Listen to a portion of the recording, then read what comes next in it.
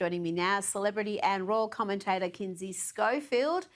Kinsey, let's start with Meghan Markle. She's been dubbed the Salmonella Sussex after she shared a cooking video to Instagram. She was preparing a Thanksgiving turkey, but viewers noticed Meghan was still wearing her gold bracelet and was preparing the raw turkey without gloves. Now, Kinsey, are we being too harsh here, Kinsey? Surely a thorough hand and bracelet wash is sufficient, or is this some sort of a culinary faux pas? Exactly. Yeah. I mean, Megan should be held accountable here. She's trying to position herself as an expert. And this is why people complain about her hair dangling over the food or her not removing all of her jewelry when preparing a meal. Bacteria like Salmonella and E. coli can live in the tiny crevices of metal, stones, and settings if you wear them in the kitchen. You can wash your hands all day long, but if bacteria remains under the jewelry, that can easily transfer to cabinet handles, phones, towels, and toys. She should know better and do better if she wants credibility in this space. Remember on With Love, Megan, she made bath salts, and someone threatened to sue her over burns on her legs after using those exact same ingredients that Megan suggested on that program. So, if she's going to position herself as an expert, she has to do some research and do a little better.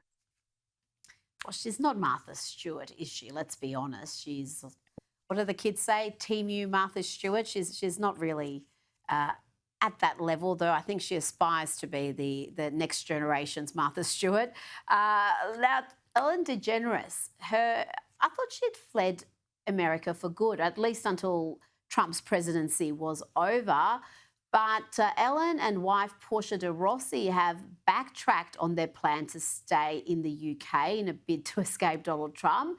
According to the Daily Mail, Ellen told her friends that she and her wife are planning to spend more time in California because they miss their friends. They're also apparently dreading the thought of another British winter. I'm sure they would have done their research. You would hope so, Kinsey. British winters aren't anything new. It's been pretty miserable there in winter, pretty much, well, thousands of years. Well, we've recently discussed Ellen's desire for a professional comeback. I do think she's bored. Of course, she's bored. Netflix gave her a new special not too long ago. It got no traction. In fact, the only show I heard mention it was Us. I don't think Hollywood's really ready for her return. I think they will continue to punish her. But I do have some intel for you from her current neighbors in the UK. They don't like her, they aren't friendly towards her, and they hate all of the celebrities like Ellen moving into this once sacred and anonymous area and disturbing and in some cases disrespecting the culture. They wish American celebrities would stay in America. So they are welcoming the thought of a Ellen return to the States. Well, I'm not surprised the neighbours don't like her after everything we learnt about her and what she was really like, not the sunny, lovely disposition that she showed on air, but what she was like behind the scenes. I'd imagine the neighbours are copying some of that treatment. Now, First Lady Melania Trump has announced that she is stepping into Hollywood as she launches her own production company. The company is going to be called Muse Films, and it will release her first movie project, which is a documentary titled Melania. Kinsey, this film will be in theatres at the end of Jan, and it follows Melania as she prepares to re-enter public life with her family for a second time.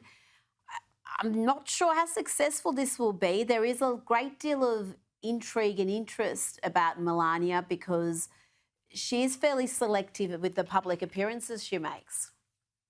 Well, I think that this is a good, I mean, you're right. When it comes to analytics, will this be successful? Will this get butts in seats? Maybe more at home rentals than theatrical rentals, but I think it's a good way for Mm. Melania to try to take back her story. Remember Stephanie Winston Walkoff, who was once Melania's close friend and served as a senior advisor for her during, the early months of the first Trump administration. That relationship collapsed when she secretly recorded audio tapes of the first lady and then wrote that appalling tell-all Melania and Me, which detailed some of Melania's frustrations, private frustrations. The scandal became one of the most dramatic personal raptures to emerge from the Trump White House. And this movie finally gives Melania a voice. So I think that this is her way of trying to take back the narrative from mean girls like Mm. Stephanie. Yeah, that was a shameful little episode, wasn't it? Having private conversations with what she thought was at least a friend or a friendly acquaintance, and to have those released to try to damage and embarrass her. Yeah, I think if it was any other First Lady, the media would have absolutely blasted that individual. Now, Jennifer Lopez, J Lo from the block, is that what she used to call herself? She's being mocked online after she became the global face of Turkish jeweler Zen Diamond.